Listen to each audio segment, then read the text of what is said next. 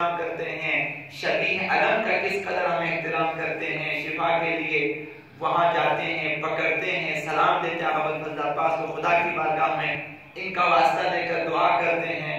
تو کیا ہوا کہ یہ قرآن جو خدا نے خود اتار کے بھیجا آپ کے پاس، یہ ہمارے پاس مقدس نہیں ہے.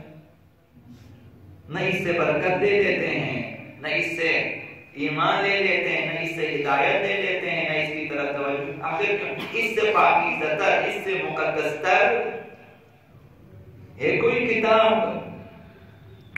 جس کا کلمہ بکلمہ، لفظ پر لفظ خدا کی طرف سے ہے، ہر حرف خدا کی طرف سے ہے، ہر زبر ہر زیر خدا کی طرف سے ہے. وہاں پیغمبر اسلام نے ایک حرف، ایک زبر، ایک حرکت اپنی طرف سے اضافہ نہیں کیا، سب خدا کی طرف سے، سب خدا کی طرف سے. تو اگر قرآن مجید سیکھیں گے تو انسان کے وجود میں برکت ہی برکت آ جائے گی اور خود محسوس کریں گے اس کی برکت ہوتی ہے. تو ہمیں چاہیے کہ اس کلمت اللہ کی طرف آ جائیں جو کہ بالا ترین کلمہ ہے. اب اس کے شروع میں اب ہمیں صرف اس طرح سے نہیں ہے، سب سے پہلی جو آیت ہے خدا متعال وہ بھی کلمہ خدا ہے، وہ بسم اللہ ہے، بسم اللہ الرحمن الرحیم. تو قرآن پہ آپ عمل کرنا چاہیے. کیسے عمل کریں گے؟ سرفہرست یہ ہے اس طرح کی چیزیں، یہی جو عرض کیا کہ ہمیشہ قرآن کی تلاوت کریں، یہ پہلا کام ہے عمل میں. اور اس کے بعد بعض صورتیں، بعض مقامات پہ آپ نے تلاوت کرنی ہے سونے سے پہلے، مثلا نماز کے بعد وغیرہ، تو وہ بھی ایک قرآن پہ عمل ہے. دوسری چیز ہمیشہ ہر رات جو ہمیں آزمانی ہے، ہم نے اپنانی ہے، اور وہ ہے کلمہ بسم اللہ الرحمن الرحیم. یہ خدا متعال کی طرف سے ہے، تحفہ الہی ہے، گرہ کشا ہے. یہ دوست در خانہ وما گرد جہان می کرتی، آپ در کوزہ وما تشن لبان می کرتی. آپ کے پاس سب کچھ ہے، آپ کے پاس، اور آپ ڈھونڈ رہے ہیں دنیا میں کہ سعادت کہاں پہ ہے، ہدایت کہاں پر ہے، برکت کہاں پر ہے، شفا کہاں پر ہے.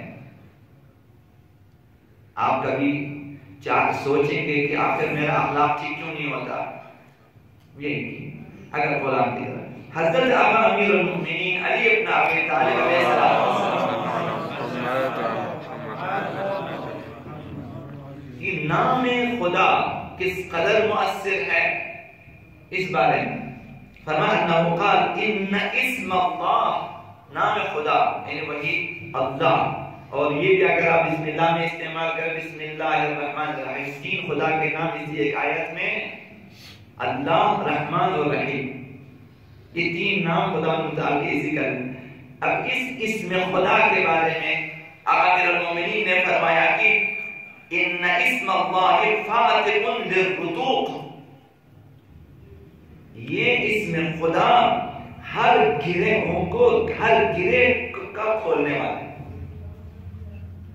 اگر ہم ہو جائیں نام خدا کے ساتھ، عقیدہ بنا لیں کہ خدا کا نام کا اساس ہے، چونکہ خدا کا اساس ہے، تو گرہیں کھل سکتی ہے.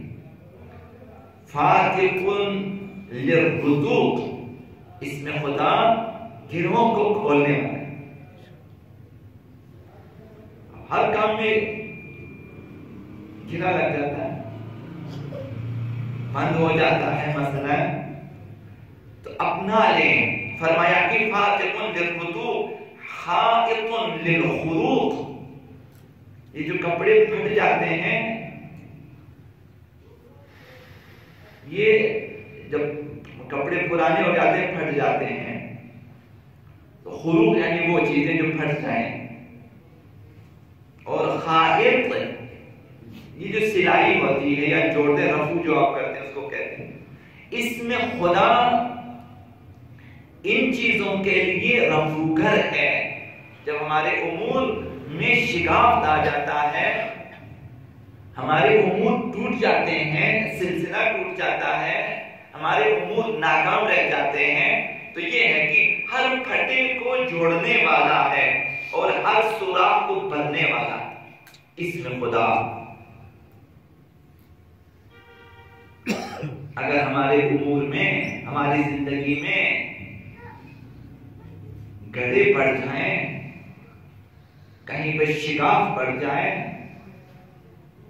تو اس میں ہمیشہ خدا متعال کو یاد کریں، نہ صرف بسم اللہ کی بسم اللہ کو عادی بنا لیں۔ اور وہ مسہل للوعور، دشواریوں میں آسانی پیدا کرنے والا نام ہے خدا، چونکہ خداوند متعال ہمہ چیز ہے۔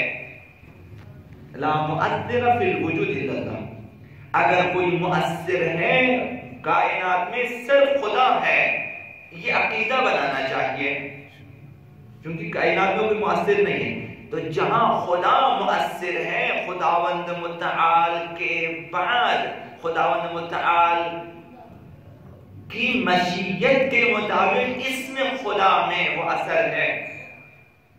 جہاں خدا مؤثر ہے تو خدا نے اپنے اسماء میں اثر رکھا ہے۔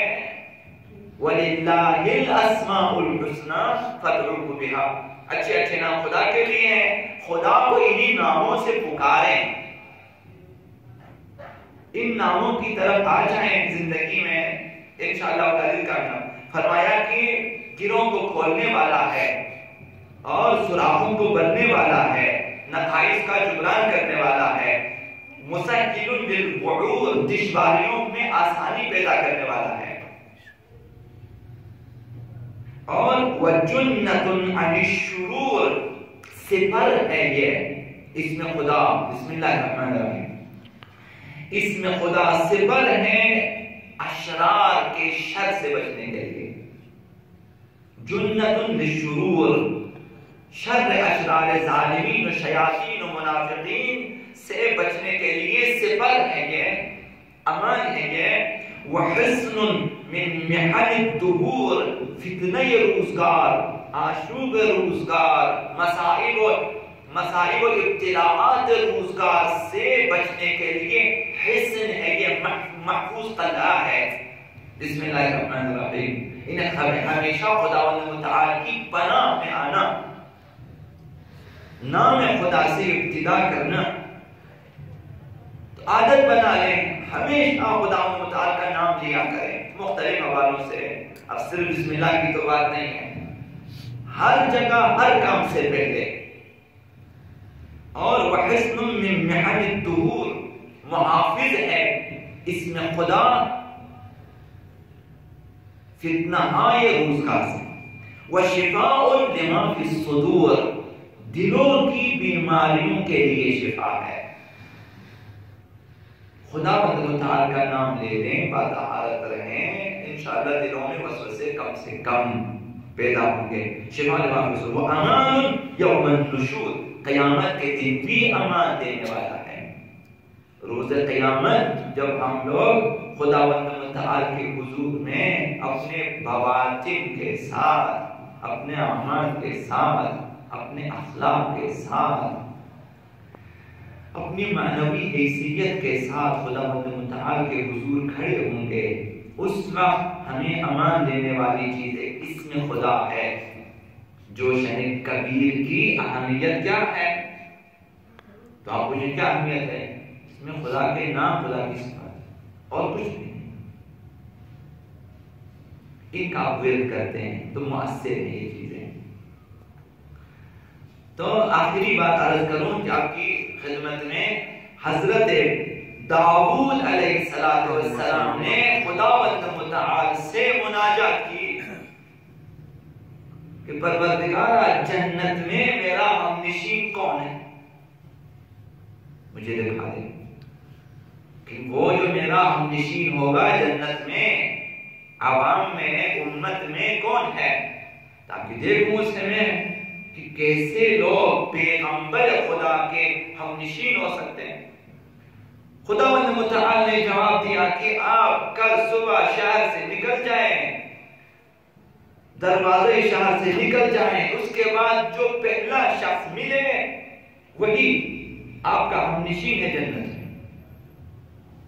حضرت سلیمان کو ساتھ لیا اپنے بیٹے کو، حضرت داؤد علیہ السلام نے نکلے صبح، شہر کے دروازے سے باہر گئے، ایک بوڑھا شخص آتا ہے، پیٹھ پہ لکڑیاں ہیں، خشک لکڑیاں کاٹ کے لایا بیچنے کے لیے۔ اب اس سے ملا، پیغمبر خدا نے دیکھا کہ ایک بوڑھا شخص ہی تو آتا ہے، اب لکڑیاں اس کے پاس ہیں، اب وہ یہی میرا نشین ہے۔ جا کے سلام کیا، پھر حال احوال کے بعد آج ہم آپ کے مہمان ہیں۔ اور حضرت دو پیغمبر ایک بوڑھے شخص کے پاس جا رہے ہیں کہ ہم آپ کے مہمان ہیں آج۔ کہا کہ مہمان حبیب خدا آج ہے۔ اس لکڑی والے نے، لکڑہارے نے بازار میں آ کر آواز دینی شروع کر دی ہے، کوئی لکڑی خریدنے والا؟ ایک شخص آیا، چند پیسے دیے، لکڑیاں خرید کے، اس نے جا کر آٹا خریدا، گھر لے کر 3 روٹیاں بنا لی، سامنے رکھ دیا 2 پیغمبروں کے، اور خود بھی کھانا شروع کر دیا۔ ہر لقمے پہ بسم اللہ الرحمن الرحیم، ہر لقمے پہ بسم اللہ کہتا ہوا کھاتا جا رہا ہے۔ آخری لقمہ بھی کھایا، کہا الحمدللہ، شکر خدا بجا لایا۔ اس طرح یہ ہمارے لیے سبق ہے کہ ہم کس طرح خدا متعال کا شکر ادا کرتے ہیں۔ یہ شخص جو ہر روز لکڑیاں کاٹ کے لاتا ہے، بیچتا ہے اور روٹی کھاتا ہے، کس قدر شکر خدا بجا لاتا ہے۔ روٹیاں ختم ہو گئی، دوپہر کی مثلاً کھانا پیغمبروں کے ساتھ کھایا، ہاتھ بلند کیا آسمان کی طرف، دعا کی خدا سے، اسی بوڑھے نے، پروردگارا یہ جو لکڑیاں میں کاٹ کے لایا ہوں، درخت تو نے پیدا کیا، میں نے پیدا نہیں کیا، اسے خشک بھی تو نے کیا ہے، میں نے تو نہیں کیا۔ یہ جو کاٹ کے لانے کے لیے طاقت چاہیے تھی، توانائی چاہیے، وہ بھی تیری ہے، میرے پاس کچھ نہیں، توانائی بھی تو نے دی ہے۔ ان لکڑیوں کے لیے خریدار بھی تو نے خود بھیجا ہے۔ ہم اپنے بارے میں سوچیں، آپ کی رزق و روزی کہاں سے آتی ہے؟ دیکھیں، تمام اسباب و وسائل خدا نے پیدا کیے ہیں، نہ ہم نے، کہ خدایا خریدار بھی تو نے بھیج دیے میری طرف، اور جو آٹا میں نے لایا ہے، گندم بھی تو نے پیدا کیے، اور اسے آٹا بنانے اور پھر پکانے کے وسائل بھی تو نے فراہم کیے میرے لیے۔ میں نے کیا کیا اس میں؟ میں نے تو خالی پکا کے کھایا ہے، بس خدایا میں کیسے ان ساری نعمتوں کا شکریہ ادا کروں؟ ایک بوڑھا شاہ جس کے پاس صرف ہر دن کا قوتلا یمودی سے زیادہ نہیں ہے، وہ بوڑھا اس قدر خداوند متعال کا شکر بجا لینے، ہمیشہ خداوند متعال کے ساتھ رہنا، نام خدا کے ساتھ رہنا، یاد الہی میں رہنے کا فائدہ ہے۔ اب وہ جو جس کے پاس صرف خشک روٹیاں ہیں، وہ ہر لقمے پہ کہیں بسم اللہ، ہر دفعہ کھانے کے بعد کہیں الحمدللہ۔ خداوند متعال نے اس شخص کو اسی خصوصیت کی بنا پر کہ راضی ہیں برضائے خدا، قانع ہیں خداوند متعال کی عطا پہ، قانع ہیں، جتنا دیا بس ٹھیک ہے، لہذا نہ وہ مقروض خدا ہے نہ مقروض خلق خدا۔ مقام بھی حضرت داؤد کے ساتھ ہے، اب نشین ہے جنت میں حضرت داؤد۔